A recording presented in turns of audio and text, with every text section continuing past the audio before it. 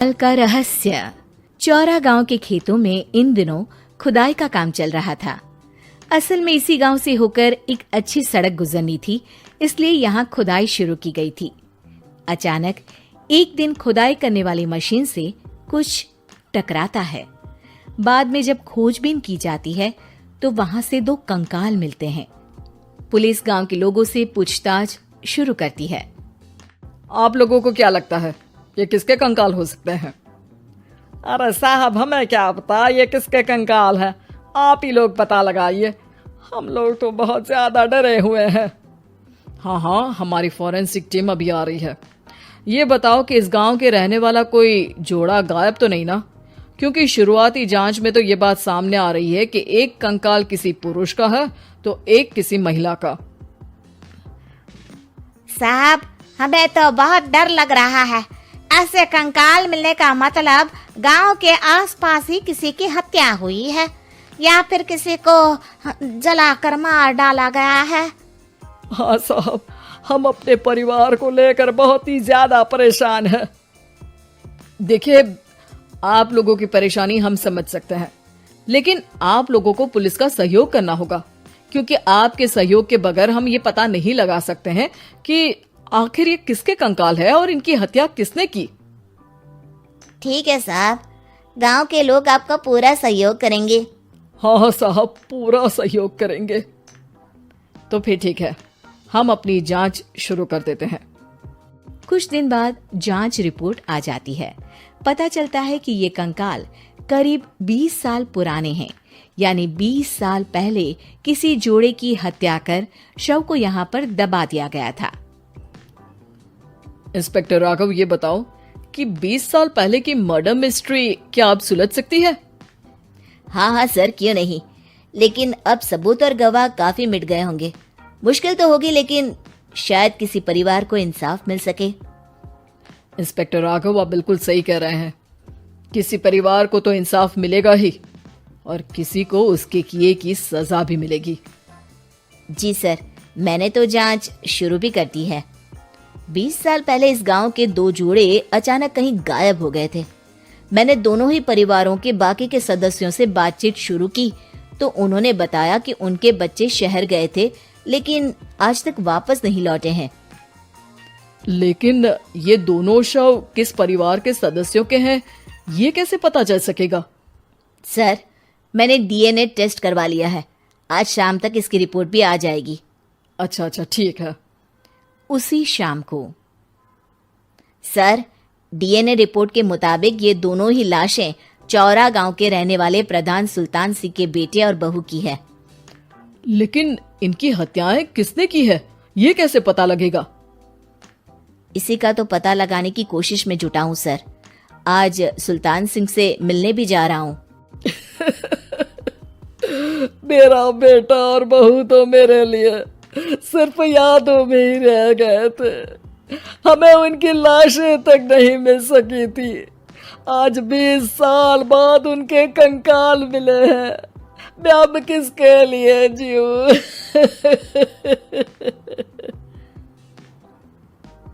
लेकिन सर, क्या आपकी किसी से कोई दुश्मनी थी? अपने बेटे बहू की हत्या के लिए आप किसे जिम्मेदार मान रहे हैं? अब मैं किसका नाम बोलूं? मेरी तो किसी से दुश्मनी नहीं थी, बस मेरे बेटे बहू को कोई वापस ला पाता।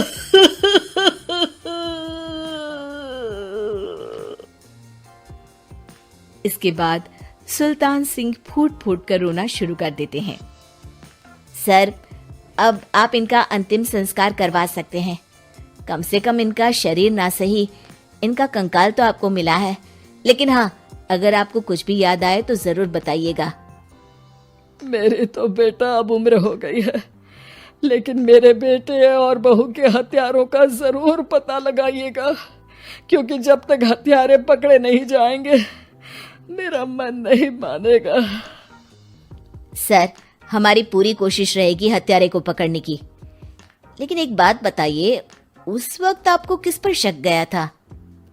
उस वक्त मेरे एक ड्राइवर को पकड़ा गया था, लेकिन सबूतों के अभाव में उसे छोड़ दिया गया था। अच्छा, और ड्राइवर पर कैसे शक हुआ था? क्योंकि उस दिन ड्राइवर छुट्टी पर था।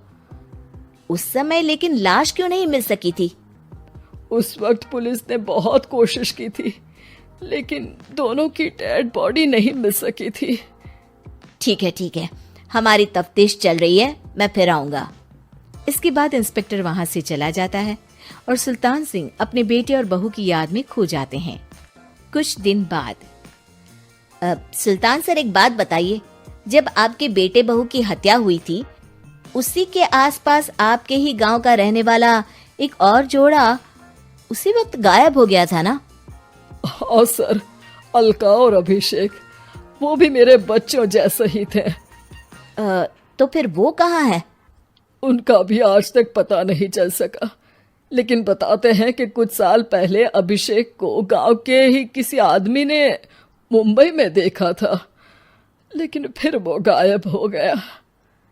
यानी अभिषेक और अलका की हत्या नहीं हुई थी, बल्कि उन्होंने किसी वजह से खुद ही गांव छोड़ दिया था। हाँ, हो सकता है, क्योंकि अभिषेक मेरे बेटे संतोष का अच्छा दोस्त था और उसका मेरे घर भी आना जाना लगा रहता था। हो सकता है कि उसने मेरे बेटे और बहू के बारे में सुन लिया हो और ये गांव छोड़ दिया हो सकता है। उनके परिवार का कोई अब नहीं रहता क्या इस गांव में? अब तो कोई नहीं रहता। एक चाचा थे, लेकिन उन्होंने भी अपना पुश्तैनी मकान बेच दिया है। वो भी अब कहीं शहर में ही बस गए हैं। ओह, अभिषेक और अलका के बारे में भी पता लगाना होगा। हो सकता है कि वही इस हत्या के बारे में कुछ बता सके। हो तो सकता है, लेकिन वो बेचारे तो खुद ही वक्त के मारे थे, वो क्या बताएंगे। फिर भी सर, जब केस दोबारा खुला है तो जांच तो करनी ही पड़ेगी, और इस बार तो लाशें भी बरामद हुई है। कुछ दिन तक लगातार तफ्तीश चलती रही। एक दिन थाने से सुल्तान सिंह को फोन आता है। हाँ, कौन बोल रहा है? सर, मैं कांस्टेबल तुलाराम बोल रहा हूँ थाने से। आपको थाने आना पड़ेगा।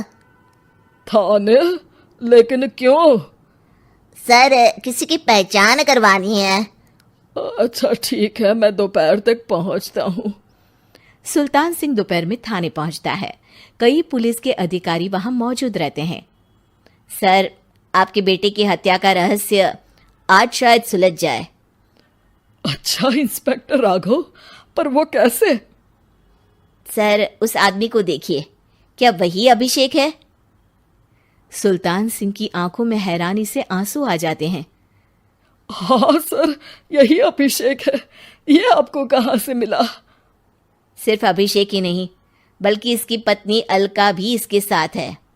मैडम, जरा अभिषेक की पत्नी को लाइए। जैसे ही अलका को पेश किया जाता है, सुल्तान सिंह जमीन पर गिर जाते हैं। सुल्तान सर, क्या हुआ आपको? आप अलका को देखकर गिर क्यों गए? सुल्तान सिंह सर पकड़कर बैठ जाते हैं। ये अलका नहीं, बल्कि ये तो मेरी बहू रितु है। पूरा थाना एक दूसरे का मुंह देखने लगता है। क्या? इसके बाद हर किसी को दो कंकाल और हत्या का रहस्य समझ में आ गया। अभिषेक और रितु ने मिलकर संतोष और अलका की हत्या की थी और लाश को जमीन के नीचे दबा दिया था। आज 20 साल बाद इस हत्या का रहस्य खुल सका था कि अवैध प्रेम संबंध में 2 मासूमों की जान गई थी।